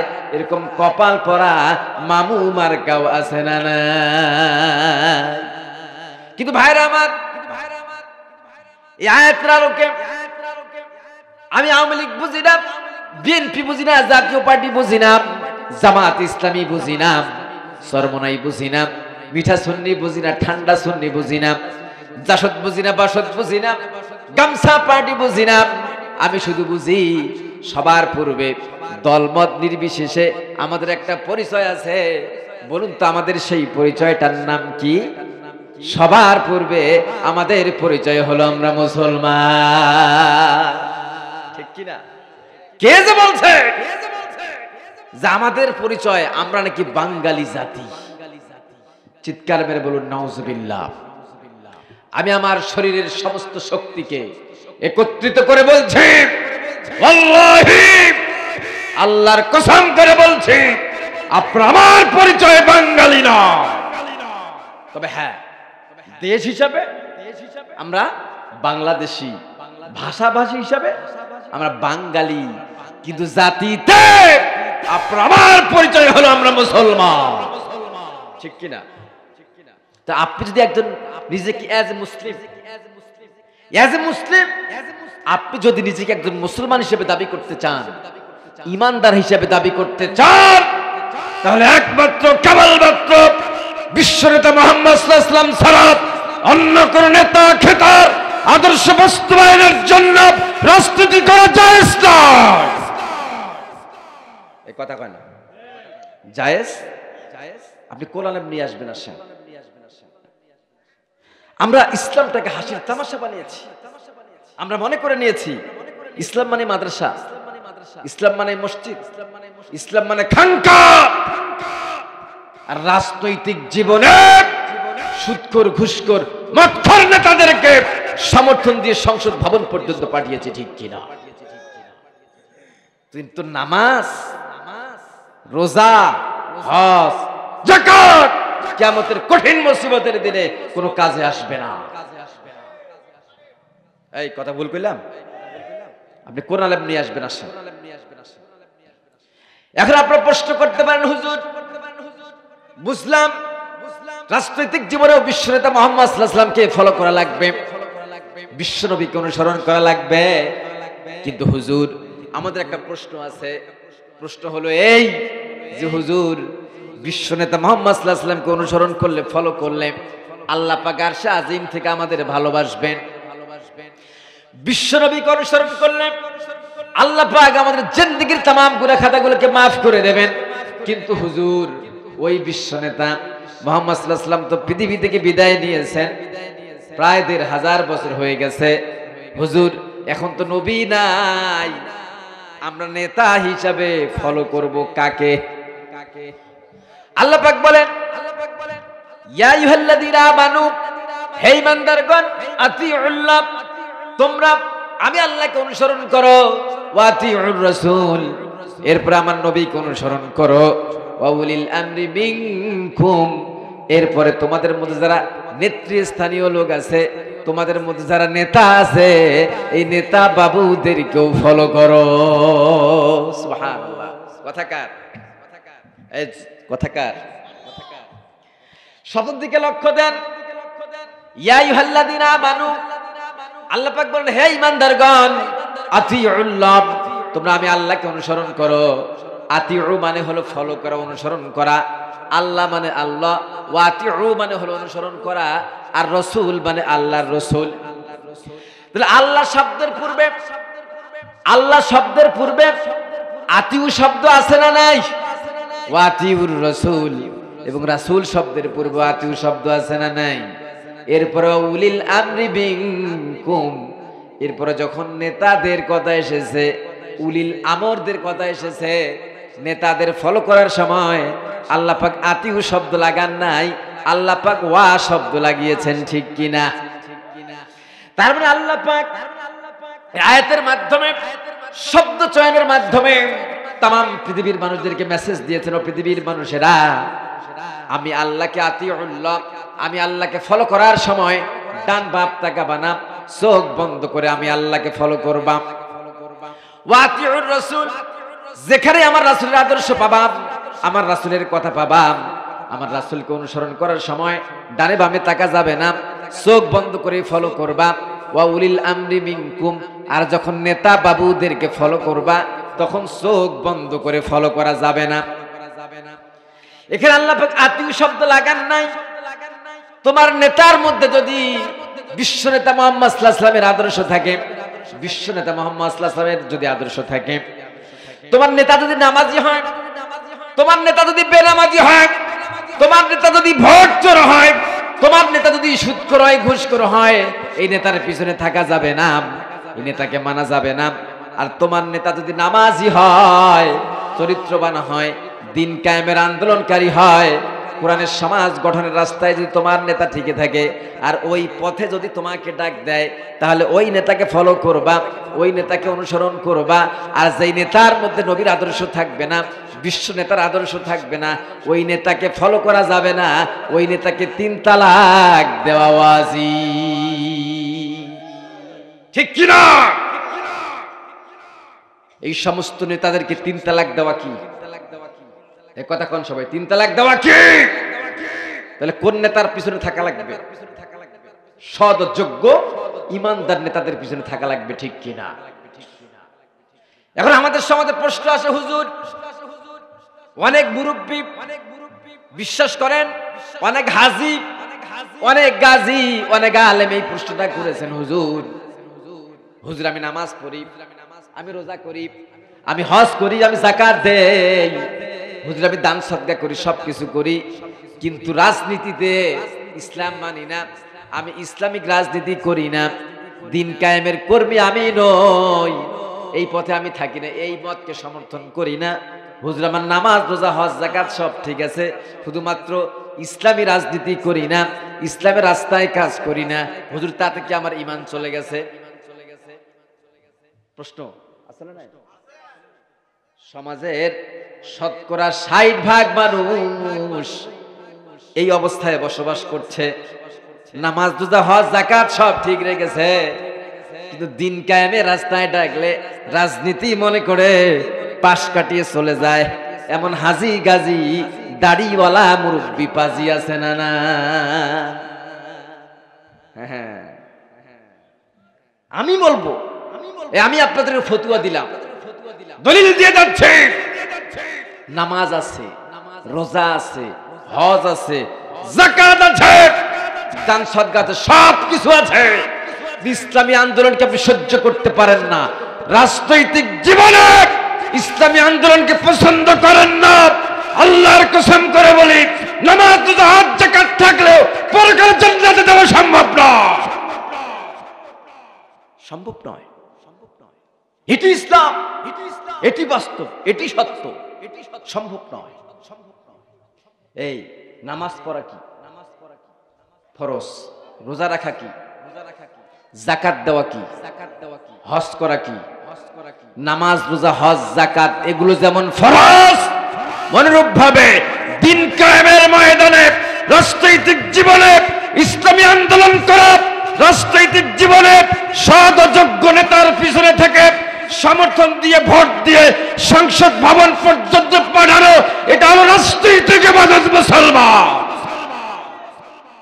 এইটা যতদিন বুঝবে না, 90% মুসলমানের দেশের 90% মুসলমান রাজনীতিকে যতদিন ইবাদত হিসেবে গ্রহণ করতে পারবে না, ততদিন এই বাংলার জমিনে কোরআন সুন্নাহর শাসন ব্যবস্থা কায়েম হবে না, হবে না, হবে না। এটা তো আমরা করি না।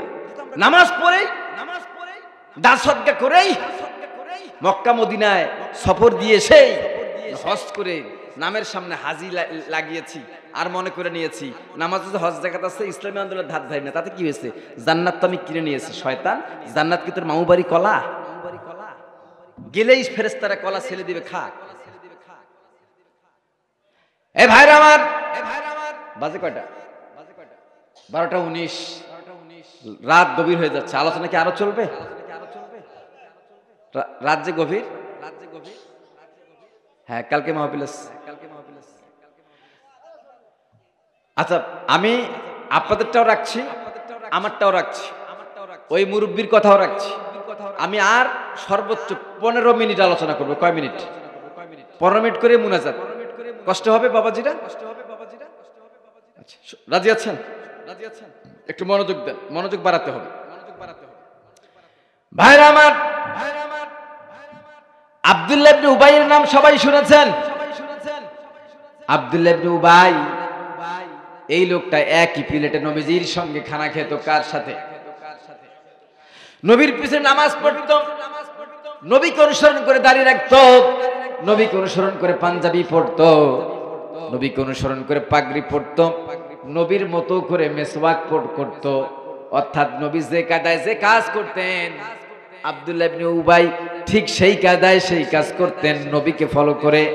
তারপরও কোরআন হাদিসে এসেছে আব্দুল্লাহ ইবনে উবাই মুসলমান নয়, আব্দুল্লাহ ইবনে উবাই হলো মুনাফিক। শুধু মুনাফিক না, উবাই হলো মুনাফিকের সর্দার। কিসের সর্দার? শুধু মুনাফিক না, ওটা কাফের। কোরআনে এসেছে ফাসিক, ফাসিক, কাফের, মুনাফিক। আর মুনাফিক কি জান্নাতে যায় না জাহান্নামে যায়? নামাজ রোজা কি তার জীবনে ছিল না? এটা আপনার কিসের নামাজ নিয়া? আপনি কয় হাত পাগড়ি পরেন? আপনি আবার কয় ওয়াক্ত মিসওয়াক করেন? আর নবীকে দেখেছিল নবীর মতো করে মিসওয়াক, নবীর পিছনে নামাজ, নবীর মতো করে মিষ্টি খাইতো, নবীর মতো করে জামা পরতো, নবীর মতো করে দাড়ি রাখতো। সুবহানাল্লাহ পড়বেন না? আব্দুল্লাহ ইবনে উবাই নামাজ ছিল, রোজা ছিল, হজ ছিল, নবীর মতো করে দাড়ি ছিল, দান সদকা ছিল, নবীকে পাই টু পাই পুঙ্খানু রূপে কমপ্লিটলি নবীকে অনুসরণ করতো। সুবহানাল্লাহ পড়বেন না? কিন্তু কি অনুসরণ দেখুন। একদিন বিশ্বনেতা মুহাম্মদ সাল্লাল্লাহু আলাইহি ওয়াসাল্লাম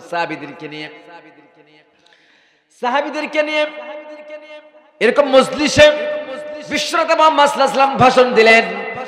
ও আমার সাহাবীরা, তোমরা কি জানো এই পৃথিবীতে আল্লাহ পাকের কাছে দুইটা নাম সবচেয়ে বেশি প্রিয়? কয়টা? দুইটা নাম সবচেয়ে বেশি প্রিয়। তার মধ্যে একটা নাম হলো আব্দুল্লাহ, আর একটা নাম হলো আব্দুর রহমান। সুবহানাল্লাহ পড়বেন না? আমাদের সমাজের যুবকেরা আব্দুল্লাহ আর আব্দুর রহমান নাম রাখলে মন কালো। বান্ধবীদের সামনে, ক্লাসে, তার সোসাইটিতে, তার সার্কেলে আব্দুল্লাহ নামে নিজেকে পরিচয় হতে চায় না, আব্দুল্লাহ আব্দুর রহমান নামে সে পরিচিত হতে চায় না। সে তার নাম পছন্দ করে আকাশ, বাতাস, তুফান, দুন, টর্নেডো, সাইক্লোন, ঘূর্ণিঝড়। আছে না নাই? এদিন আরেকদিন যাওয়া যাবে। আব্দুল্লাহ ইবনে উবাই বিশ্বনেতার মুখ থেকে এই কথা শোনার পরে 1 সেকেন্ড লেট করেন নাই। তিনি দৌড়ে বাড়িতে গিয়েছেন। বাড়িতে গিয়ে বলেছেন, বাবা, আমার কলিজার টুকরো সন্তান, এদিকে আসো। তোমার পূর্বের নাম বাদ, এই মুহূর্ত থেকে, আজকে থেকে তোমার পূর্বের নামকে আমি মাইনাস করলাম, কেটে দিলাম, এবং এই মুহূর্ত থেকে তোমার নাম দিলাম আব্দুল্লাহ। কি অনুসরণ, কি ফলো? কাকে? বিশ্বনেতাকে। কিন্তু এই লোকটা মুনাফিক কেন? ফাসিক হলো কেন? কাফের হলো কেন? আব্দুল্লাহ ইবনে উবাই নামাজ পড়েছেন, রোজা করেছেন, এরপর হজ করেছেন, এরপর নবীর মতো দাড়ি রেখেছিল, পাঞ্জাবি পরতো, টুপি পরতো, নবীর মতো হাসতো, নবীর মতো মেসওয়াক করতো, সব কিছু, সব দিক বিভাগে নবীকে অনুসরণ করতো। শুধুমাত্র একটা মাত্র দিক বিভাগ, রাজনৈতিক দিক বিভাগে আব্দুল্লাহ ইবনে উবাই বিশ্ব নেতাকে নেতা মানতো না, নেতা মানতো আবু জেহেলকে। কাকে? এই দ্বিমুখী মুনাফিক আব্দুল্লাহ ইবনে উবাই মার্কা লোকদের ব্যাপারে আল্লাহ পাক কোরআনে আয়াত নাযিল করেছেন। আল্লাহ পাক বলেন, وَإِذَا لَقُوا الَّذِينَ آمَنُوا قَالُوا آمَنَّا وَإِذَا خَلَوْا إِلَى شَيَاطِينِهِمْ قَالُوا إِنَّا مَعَكُمْ إِنَّمَا نَحْنُ মুস্তাহজিউন।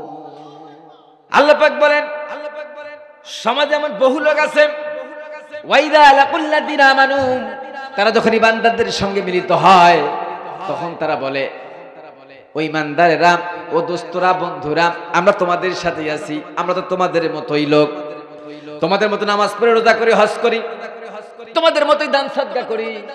হুজুর, আমরা তো তোমাদের সাথেই আছি, আমরা তো তোমাদের দলেরই লোক। আর ওয়াইদা খালাউ ইলা শায়াতিনিহিম ক্বালু ইন্না মাআকুম, আর যখন তারা বাতিল শক্তিদের সঙ্গে মিলিত হয়, রাতের আধারে দিন কায়েমের রাজনীতি তারা করে না, মানুষের তৈরি কোরআন কানুন প্রতিষ্ঠার জন্য তারা রাজনীতি করে, বাম রাজনীতিবিদদের সঙ্গে যখন তারা মিলিত হয় তখন তারা বলে, স্যার, ও নেতাজি, আমরা তো তোমাদের সাথে আছি, আমরা তো তোমাদের দলেরই লোক, আমরা তো তোমাদের আদর্শেরই লোক, আর মৌলবীদের সাথে, মৌলবাদীদের সাথে একটু মজা মারছি মাত্র। এরকম দ্বিমুখী কোয়ালিটির মানুষ, দ্বিমুখী চরিত্রের গোলালু সমাজে আছে না? না, এরা হলো মুনাফিক। এরা কি? আমি সময়ের অভাবে আসলে কোরআনের আলোচনা তো সামান্য, মানে আপনার হচ্ছে সংক্ষিপ্ত আকারে হয় না, যদিও আমার সামনের দিকে যাওয়ার ইচ্ছা ছিল, কিন্তু আমি সময়ের দিকে তাকিয়ে, আমার কালকের প্রোগ্রাম আছে, আবার এখন বাজে 12টা 26 মিনিট, আর আমি আলোচনা সামনের দিকে নিয়ে যেতে চাচ্ছি না। আবার আগামীকালকেও মাহফিল আছে। সাধারণত আমি 12টার পরে কথা বলি না। এখানে হয়তো আপনাদের মনোযোগটা ভালো ছিল, আমি হয়তো আল্লাহ পাকের রহমত যে আধা ঘন্টা 26 মিনিট, 12টা বেজে এখন 26 মিনিট, আধা ঘন্টা আমরা এক্সট্রা কথা বলে ফেললাম। এই এক্সট্রা সময়টা যেন আল্লাহ সুবহানাহু ওয়া তাআলা কিয়ামতের কঠিন মুসিবতের দিনে আমাদের জন্য নাজাতের জারিয়া বানিয়ে দেন। সবাই বলে আমিন। চ্যানেলটি সাবস্ক্রাইব করুন, বেল আইকনটি বেজে দিয়ে সাথেই থাকুন।